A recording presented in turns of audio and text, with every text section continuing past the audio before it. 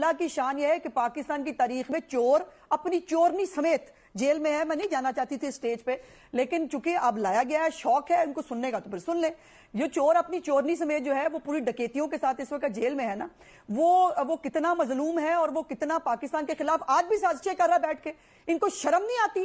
آج بھی وہ عمران خان نے صحافیوں سے بات کرتے ہوئے پاکستان کو وہ جو ان کا ایک جو ادھورا مشن ہے ادا کیا. جی ایس پی پلس کو جو ہے وہ کینسل کرانے کے لیے خط لکھے، وہ پوری کیمپین چلی. جبران الیاس اور عاطف خان نے باقاعدہ ٹویٹ کیے ہیں، ان کے ٹویٹس کے میرے پاس موجود ہیں، جس کے اوپر وہ کہہ رہے ہیں کہ یہ اس کو پٹیشن کو سائن کریں تاکہ جی ایس پی پلس سٹیٹس ہے.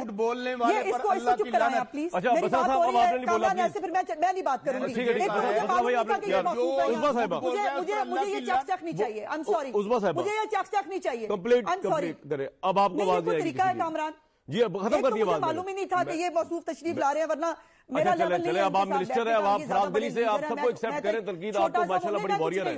چلے کوئی نہیں بولے گا. میں کچھ نہیں ہوں. بات یہ ہے کہ آپ پیشنٹلی آپ دوسرے کی بات سنیں. بالکل آپ کی بات میں کوئی نہیں انٹرپٹ کرنا. یہ کوئی طریقہ نہیں ہے کہ آپ بیچ میں نہیں بولیں گے. آپ بولیں گے کریں گے اور کوئی سن کے گھر چلا جائے گا.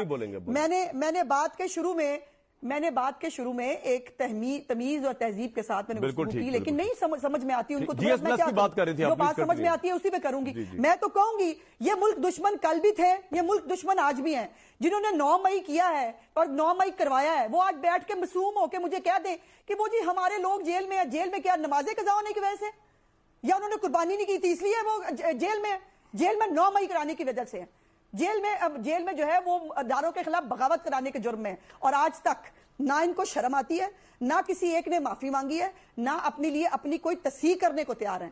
ان کو جو ہے وہ مظلومیت کارڈ کھیلنا ہے. اب یہ صنم جاوید جو خود ساری دنیا کو یاسمین راشد صاحبہ ہاں کے لے کے